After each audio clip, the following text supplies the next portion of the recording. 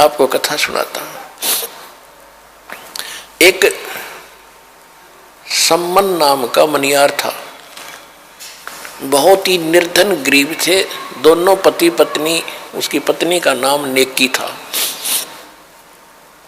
और दोनों पति पत्नी परमात्मा के शिष्य हो गए थे, कबीर भगवान के ज्ञान से परिचित हो गए थे। एक उनका लड़का था 10-12 वर्ष का, उसका नाम सेऊ था। सेऊ, शिव कहते हैं उसे, सेऊ कहा करते उसका। तो तीनों के तीनों भगवान के ज्ञान में खूब रंगे हुए थे, और जहां भी वो जाते थे सम्मन और नेकी पति पत्नी चूड़ियां पहनने के लिए गांव नगर में, तो वहां परमात्मा कबीर जी की चर्चा करया करते थे कि हमारे गुरुजी इतने सक्षम है, हमारे गुरुजी इतने सक्षम है। ऐसे सिकंदर लोधी की जलन का रोग ठीक कर दिया, एक गऊ काट दी थी सिकंदर लोधी ने, वो जीवित कर दी। तो औरतें सुनती थी लेकिन मन में दोष रखती थी कि ये बेकार रखे गरीब आदमी, ऐसे कभी हो सकता है? अगर ऐसा होता तो ये होता वो होता, मतलब मन में अंदर दोष रखती थी, सुन अवश्य लेती थी।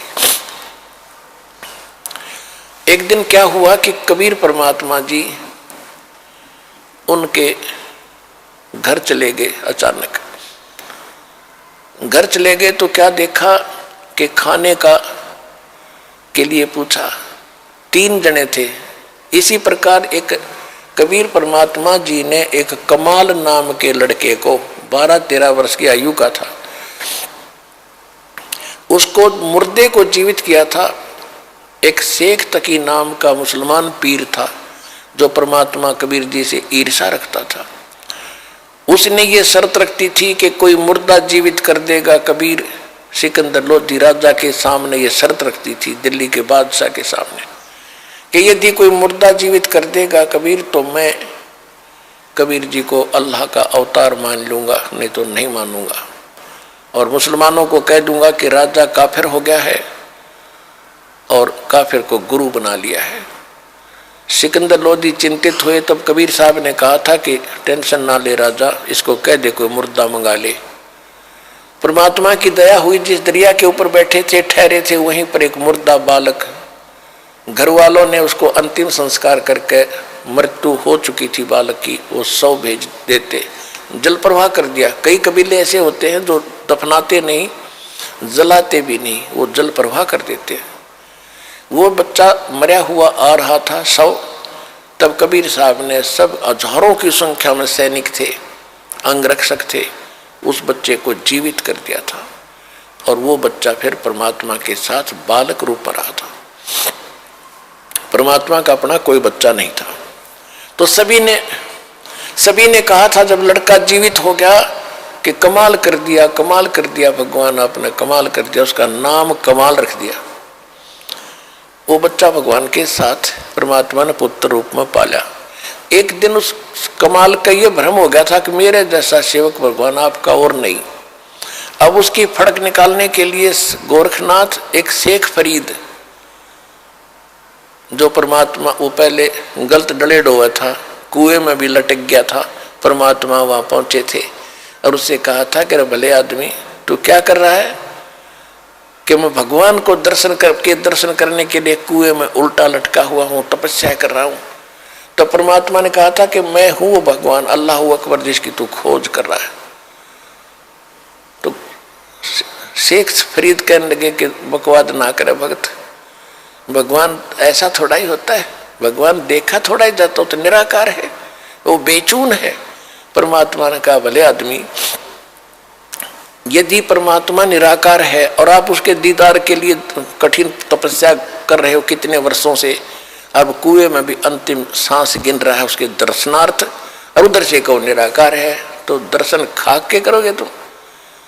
अब कहते गामकार ज्ञान का तो चमका ऐसा लग गया, अगर ओ सेध जा, एकदम बुद्धि बदल गई, तेरा गजब हो।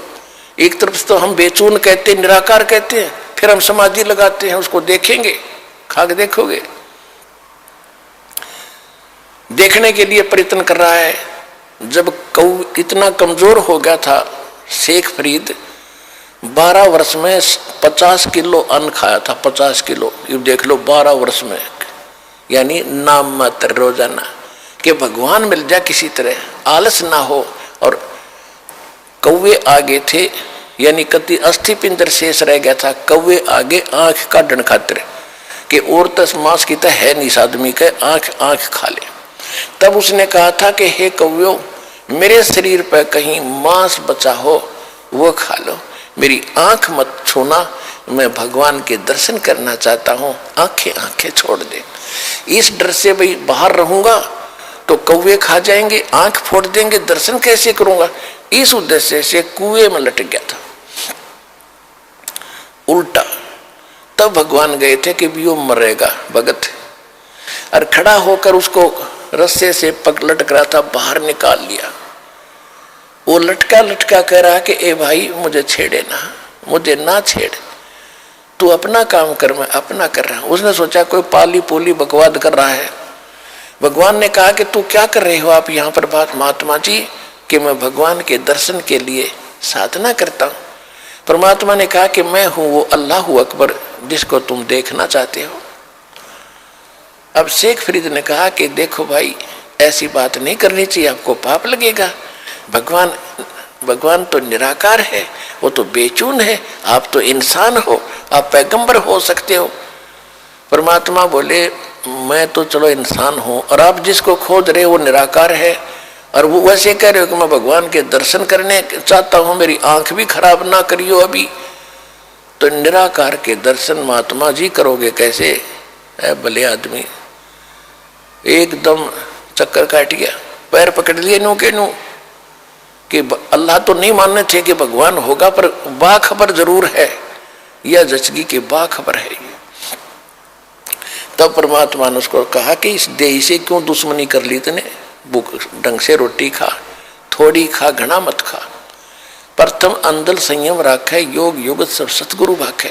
गीता अध्याय नंबर 6 के श्लोक नंबर 16 में कहा है कि हे अर्जुन, ये योग यानी भक्ति साधना, न तो न खाने वाली यानी व्रत रखने वाला कति खावे नहीं भोजन, या न अधिक खाने वाले का, न ज्यादा जागने वाले का, और न ज्यादा सोने वाले का कभी सफल नहीं होता।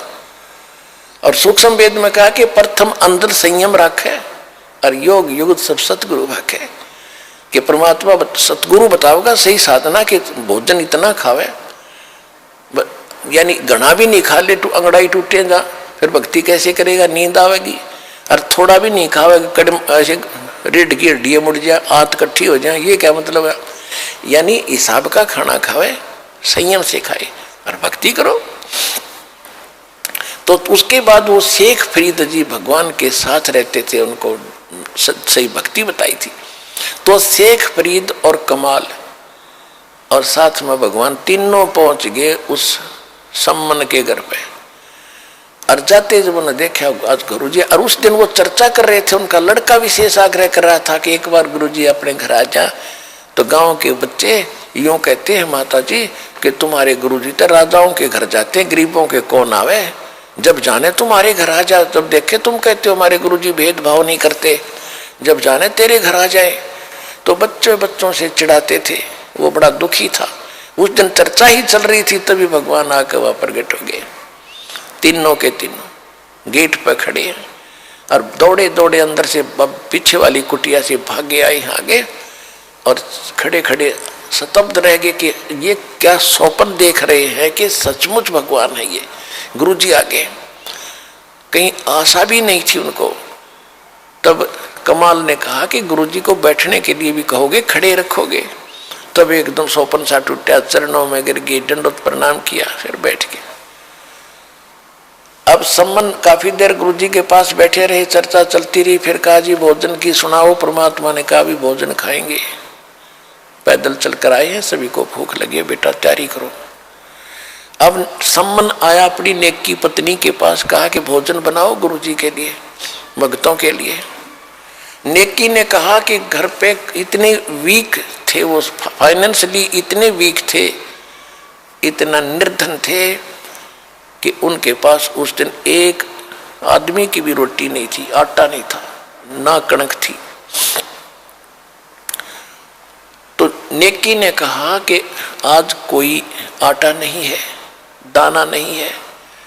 तो सम्मन ने कहा कि ला तेरा ये चीर, तेरा ये ओढ़ना। देखो पुण्यात्माओं, द्रौपदी का चीर उतारने पर महाभारत हो गई थी, इज्जत और बेइज्जती का सवाल था। और वहां सम्मन कहता अपने गुरु जी की सेवा के लिए कि ला तेरा ये चीर, कपड़ा ओढ़ना, तेरी वायल, इसको मैं गिरवी रखाऊंगा और कुछ 2-3 सेर आटा ले आऊंगा। नेकी ने कहा कि मैं कई घरों में लेकर गई हूं इस वायल को, इस चीर को, ये फटा हुआ है, इस करके कोई गिरवी भी नहीं रखता। किसी ने आटा नहीं दिया, उल्टा ताने मार रहे हैं कि आज तो तुम्हारे घर फिर तुम्हारे भगवान आ गए हैं, वो तो तुम्हें वैसे ही खिला देंगे, तुम्हारे घर भर देंगे, वो तो बड़े बड़े चमत्कार करते हैं। ये जानबूझ कर बकवास कर रहे हैं। आज हमें ये आटा जान कर नहीं दे रहे, नहीं तो उधारा तो वो भी दे दिया करें गांव के गांव में। तो जानबूझ कर, वो नगर पैसे वाला घना था, इसलिए वो मस्ती मारे थे गरीबों के साथ। गरीब को तो वैसे ही नहीं सताना चाहिए और भगत को सताएगा तो घना पाप लगे। तो सम्मन बोला अब क्या करूं, वो तो कलेजा पकड़ के बैठ गया। जमीन पर चक्कर आने को हो गए। पहली बार गुरु जी आए मेरे कर्महीन के द्वार पे, हे परमात्मा मैं कितना दुष्ट हूं, आज मैं अपने गुरु जी की सेवा भी नहीं कर सकता है, इस पापी को पृथ्वी पर क्यों छोड़ा जाता। ऐसी ऐसी बातें करके घना चिंतित हो गया। नेकी ने कहा कि चिंता ना करो, कुछ यत्न करो। क्या यत्न करूं अब, सम्मन ने पूछा। कि ऐसे करो, अब तो गुरु जी से कह दो कि जी सुबह भोजन कराएंगे, ये खूब समझ जाएंगे महात्मा है, दोबारा जिक्र नहीं करेंगे। तो सुबह कहाँ से लाएंगे, सम्मन ने कहा कि सुबह कहाँ से आएगा, झूठा और बनूंगा। तो नेकी ने बताया कि रात्रि के समय तुम चोरी करने जाना पिता पुत्र, और 3 सेर आटा चुरा लाना किसी का, महात्मा को संतों का भोजन करा के और इनको विदा कर देंगे। तो नेकी प्रति वो शिव जो लड़का था छोटा सा, प्रतिदिन सुना करता सत्संग में कि हे माता जी, गुरु जी तो कहते हैं जो चोरी करते हैं उनको बहुत पाप लगता है, वो माँ अपराधी व्यक्ति होते हैं, और आज हमें चोरी करने की आप सलाह दे रहे हो, आपको पाप लगेगा। तब उसने कथा सुनाई, बेटा इस नगर का हमने अन्न खाया है और इस नगर के अंदर माया ज्यादा है, पैसे घने हैं इनके पास, इनकी बुद्धि घूम गई, ये भगवान से नहीं डरते। और बेटा अगर साधु गुरुदेव यहाँ से भूखे चले गए ना इस नगरी का, उनको सब मालूम है ये क्या कहानी हो रही है, तो ये दोष इनको लगेगा और ये सारा गांव भी नष्ट हो सकता है, खत्म हो जाएंगे सब। एक कथा सुनाई कि ऐसे एक नगर था, उसमें पैसे वाले लोग घने थे, साधु संतों का आदर करना छोड़ दिया था। उस नगर के पास एक सिद्ध पुरुष आके रात्रि में रुक गया, उसके साथ एक बच्चा था, उसका चेला था। वो खाना मांगने के लिए नगरी में गया तो उस नगरी ने सब ने मजाक कर दिया कि तू मस्टंडा है और खाने कुमाने योग के योग्य है, और तुम मांगते फिरते हो, हमारी मजदूरी कर लो, पल्लेदारी कर लो, चलो तो रोटी मिल जाएगी। वो सारी नगरी में घूम कर खाली हाथ चला गया। संत ने पूछा बेटा क्या बात हुई, उस भगत ने कहा, शिष्य ने कहा गुरुदेव ऐसी नगरी मैंने नहीं देखी, सीधे मुंह बात भी नहीं करते और ऐसी ऐसी बकवास करे। सिद्ध ने कहा कि तू सुबह फिर जाना।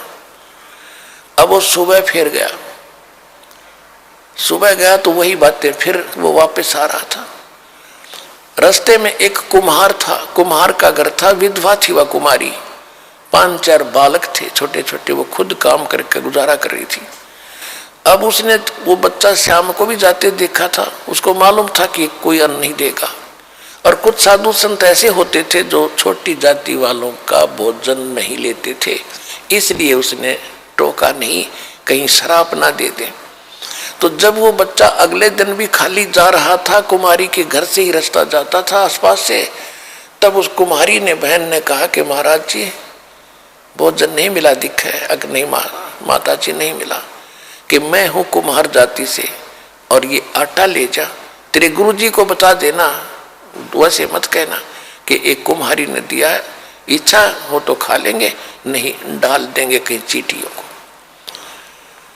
अब वो लेकर के चला गया, उसने सारी कहानी बताई। जी उस नगरी में तो जालिम लोग रहते हैं, और ये आटा ऐसे एक माई ने दिया है, वो कुम्हार जाति से है, आपकी क्या आज्ञा है भगवान। गुरुदेव बोला बेटा यह आज्ञा है मेरी, तू वापस जा और इस भोजन को बना ले, खा ले, मैं तो खाऊंगा नहीं। और वापस जा, उस बेटी ने कह दे कि यहाँ से अपने परिवार को उठाकर ले जा, शाम से यहाँ से वक्त से लाद ले जा अपने सारे सामान ने, रात को ये नगर नहीं रहेगा। और ये बताएगी नहीं किसी को, नहीं तो वो भस्म हो जाएगी। और जहां रात हो जा वहीं रुक जाना, वहीं बस जाएगी, वहीं बस जाएगी, उसका वहीं पर वास हो जाएगा। अब उस संत ने आके बताया वशिष्ठ ने कि मारे मेरे गुरुजी बहुत सिद्ध पुरुष है, जो वचन निकाल देते माई सच्ची मान लेना। और उन्होंने कहा तू यहाँ निकल जा अपने सारे साजबाज ने लेकर, जहां तुझे रात हो जा वहीं रुक जाना, वहीं तू बस जाएगी और रात को ये पूरा नगर खत्म होगा। इन साधु संतों को भूखा रखा है। तो माई पता था साधु संत की वचन पहले बहुत इस तरह के सिद्ध पुरुष निरे होया करते थे, इनका डर भी था। माई ने जब लाद लिए सारे भाषण गधों पर, और चलते चलते वहाँ रुक गई, जाकर वहाँ से उस नगर से थोड़ी सी दूरी पर 10-15-20 किलोमीटर, वहाँ रात होगी, वहीं रुक गई। और रात को वो सारा का सारा नगर कति नाश हो गया। ये साथ में एक अग्रोहा स्थान है, यहाँ ज्यादा सेठ रहते थे पैसे वाले, ये एक सिद्ध पुरुष ने खत्म किया था। यहाँ से एक माई चली थी, वो कुम्हारी, एक कुम्हारिया गांव बसा है, उस कुम्हारी के नाम से। अब सुबह सारे वो नाश हो गया, कति एक भी नहीं बच्चा, क्यों रात ने सारे अंदर, रात ने भूकंप का करके सिद्धि से सब खत्म। अब जब ये पता चला क्षेत्र वैसे गांव गर्क गया, गांव नष्ट हो गया, कौन बचा है? उस माई ने बताया कि मैं बची हूं, और एक साधु ने ऐसे बताया था, उन्होंने ऐसा ऐसा किया और मेरे को बता दिया था, मुझे बताने का आदेश नहीं था, मैं उनको नहीं बता पाई। तो सबको इतनी हमदर्दी हुई उस माई के ऊपर, गरीब और भगवान की कृपा होती है कि वहाँ उसको कोई सैकड़ों किले जमीन दे दिए और वहीं बस गई, उसके नाम से कुमारिया गांव बसा हुआ। अपने आत्माओं,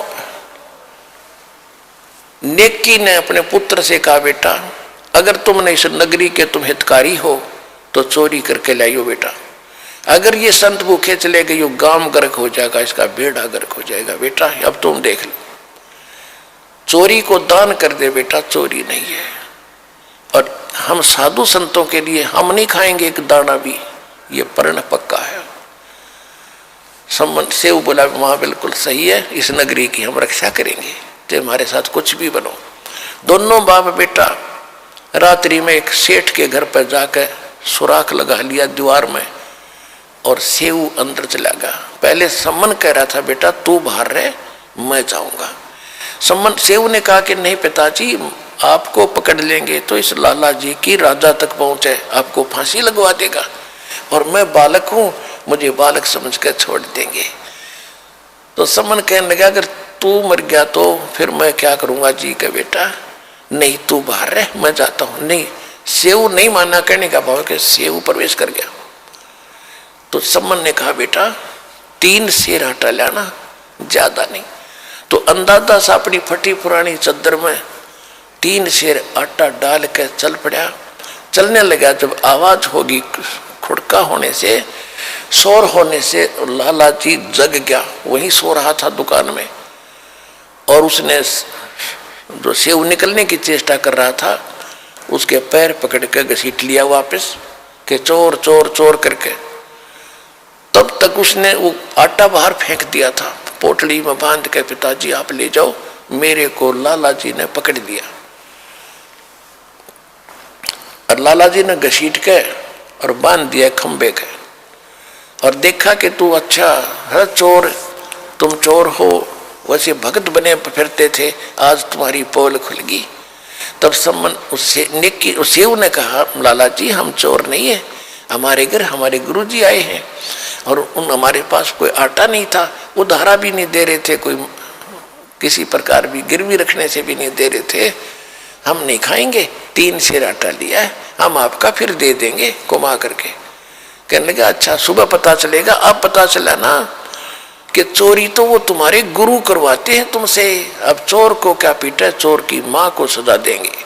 होन दे सुबेरा, राजा के पास कंप्लेंट करूंगा तुम्हारे गुरुजी की, कल देखना क्या होगा। अब हुआ और छाती पकड़ी गई, कलीजा पकड़ा का नेकी सम्मन सेव का, ले वे जुल्म हो गया, ये तो नाश करेंगे, गुरुजी की बेइज्जती करेंगे कल को। अब उधर से नेकी ने पूछा कि बच्चा कहाँ है, जब सम्मन लेकर गया आटा। लड़के की माँ ने पूछा बेटा कहाँ है, कि वो तो सेठ ने पकड़ लिया और मैं आटा लेके आ गया। नेकी ने सोचा कि सुबेरे बच्चे को, अब सुबेरे बच्चे को पहचानेंगे और फिर क्या करेंगे, गुरुजी को सजा देंगे ये लोग। ऐसा क्यों ना कर दें कि लाला जी बोल ना सके, सुबेरे जिक्र भी ना करे कौन था कौन नहीं था। तो इस उद्देश्य से अपने गुरुदेव की इज्जत बचाने के लिए हृदय से कि भी नाश हो जाएगा, जब कल पता लग गया तो बेइज्जती कर देंगे गुरुदेव की। अपने पति से कहा माँ ने, अपनी उसकी पत्नी ने कि जा तलवार ले जा और लड़के का सिर काट दे और सिर ले आना। तो उसने ऐसा ही किया। अब तलवार लेकर जब सम्मन पहुंचा, उस सुराग के सामने बैठ के और कहा बेटा सेऊ, एक दो बात गुप्त तेरे कान में बोलनी है, बतानी है। बेटा कल तो ना जाने तू और हम मिल पाएंगे या नहीं मिल पाएंगे, क्योंकि राजा हमें सजा दे देगा। एक दो बात बताना चाहता हूं बेटा तुझे, एक बार सिर बाहर निकाल ले, कान में बात बताऊंगा। अब सम्मन ने, उसने सेऊ ने कहा लाला जी से कि हे लाला जी, बाहर मेरा पिता बैठा है, दो बात करना चाहता है। तो सेठ ने कहा कि नहीं तुम भाग जाओगे, तुम्हारी कोई सकीम है कि नहीं, पैर को बांधे रख, रस्से को थोड़ा सा ढीला कर दे, मैं सिर निकाल लूंगा, बात करूंगा। अब जो ही उसने ऐसा सोचा भी चल ठीक है बतला लेंगे क्या बतलाना चाहते हैं, पैर के रस्सा बांधे बांधे ढीला कर दिया, लूज कर दिया। अब सिर बाहर निकाल के सेऊ ने जब सिर बाहर निकाल लिया तो सम्मन का हाथ नहीं उठा। बेटे ने कैसे काटूं, गर्द छुपा ली पीछे को। तब लड़के ने कहा कि पिताजी एक बात मैं बताऊंगा अपने आपके कान में। आखा बोल बेटा, कि यदि तू मेरा बाप है तो मेरी नाड़ काट दे, ना तो बात बिगड़ेगी कल। मेरी गर्दन काट ले जा अगर तू मेरा बाप है, नहीं तो तू मेरा बाप नहीं है, मैं किसी और का अंश हूं। इतना कहते ही उसमें भी करंट आया। तब बच्चे की मुख से बात सुनकर उसने सिर काट दिया सम्मन ने, और चोटी पकड़ कर घर ले गया, ऊपर शीश को। उधर से लाला जी ने देखा कि ये तो 302 का मुकदमा तेरे लगेगा। उसने क्या किया, उस बच्चे को घसीट के धड़को और एक पजावे में जाके गिरा। गड्ढे से होते थे जहाँ कुमार लोग मिट्टी मुट्टी खोदते थे, गड्ढे एकांत में, वहां गिर डालिया और अपनी वह दीवार बंद करके और लीप लाप के उसका रेता मार के ऐसा कर दिया जैसे कुछ हुआ ही नहीं। उधर से जब सम्मन उस लड़के के शीश को लेकर गया, नेकी ने पूछा, कहा कि अब फिर वापस जाओ। अब सेठ उसने कहीं जंगल में डाल कर आओगा लाश को, शेष शरीर को धड़को, और उसको भी उठा लिया। कदे कुछ दिन में फिर बात चल रहा कौन है किसका मर गया, इंक्वायरी चल रहा है और बच्चा पहचानना चाह। अब फिर वो गया सम्मन जहां उसकी घसीट जा रही थी। लाला जी ताके अपना बैठ गया करके शांत, और वो लिया फिर उसने उठा के बच्चे के लाश को चादर ढक के और ला के कोने में डाल दी झोंपड़ी के, और ताक में अलमारी के एक ताक में रख दिया सिर। और बेटा का कत्ल हुआ पड़ा सतगुरु की सेवा में। नेकी सम्मन कहने लगा रोइए मत, रो भी पड़ी ना आंखें मांसू आगे, गुरुजी ने पता लग जाएगा और भोजन नहीं खाएंगे। तो उन्होंने माँ ने रोटी बनाई और वक्त से 5:30-6 बजे सी। कहा कि जाके कहते गुरुदेव ने शाम की भूख लगी है, भोजन जल्दी बना दिया, खा लो। और जल्दी जान की कह भी रहे थे, हमने सुबह जल्दी जाना है, तो ये खाकर चले जाएंगे कि इनको पता नहीं लगेगा, नहीं तो रोटी नहीं खाएंगे। समन ने कहा कि आओ महाराज, भोजन तैयार है। तीनों परमात्मा कबीर जी और दोनों कमाल और फरीद जी वो बैठ के एक तरफ भगवान का आसन लगा दिया कबीर जी का, और 3 बर्तनों में भोजन सारा जितना बनाया था 3 पात्रों में डाल के धर दिया, 3 दोनों में पतलों में। थाली भी ना थी, बेचारे गरीब होंगे। तो परमात्मा ने कहा भी ऐसे नहीं, इनको 6 भागों में बांटो, 3 तुम हो, 3 हम हैं, सारे मिलकर बैठकर प्रसाद बनाकर प्रेम से खाएंगे, तुम भी तो मेरे बच्चे हो। अब समस्या आएगी कि डालो डालो, 6 जगह डालो। अब उन्होंने 5 जगह डाल कर रख दिया कि नहीं 1 जगह और डालो। अब वो कह रहे थे जी बच्चा कहीं बाहर गया है खेलने के लिए, देर से आएगा, कि नहीं आ जाएगा, जब खा लेगा उसको छोड़ देंगे, बैठ जाओ। तो उन्होंने सोचा चल ऐसे भी ठीक है, ये छोड़ देंगे, गला डला डलाया, बात खत्म हो जाएगी। 6 जगह कर दिया। तब परमात्मा ने कहा कि आओ सेऊ जीम लो, ये प्रसाद प्रेम और सिर कटते हैं बेटा चोरों के, संतों को नितक से। सेऊ धड़ पे शीश चढ़ाओ, बैठा पंगत माही, और नहीं निशानी गर्दन के, यो ओ सेऊ अकनाही। बोलो कबीर भगवान की जय हो।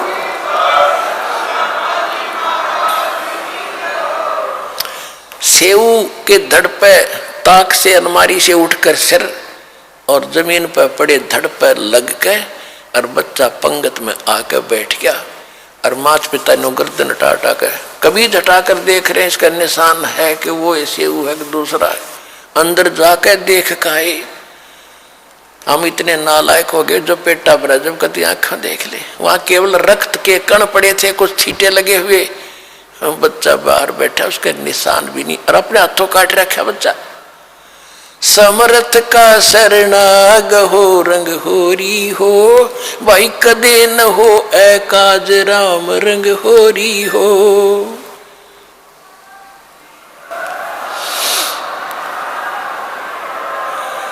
उसके बाद परमात्मा ने इतना धन दे दिया उस सम्मन को, 1 नंबर का सेठ उसी जीवन में, उस शहर में 1 नंबर का सेठ हुआ।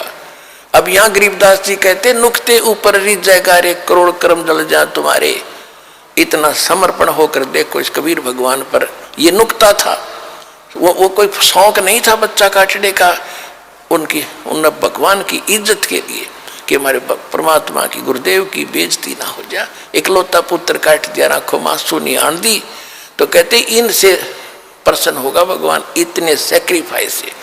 कहते नुक्ते ऊपर रिज जाएगा रे और करोड़ कर्म जल जा तुम्हारे। तो अपने आत्माओं तुम ऐसे भगवान की शरण में आगे हो, सच्चे दिल से भक्ति करो कति आत्मा से, और फिर देखना पल पल में कितने चमत्कार आपको देगा, आप सोच भी नहीं सकते, और मोक्ष देगा।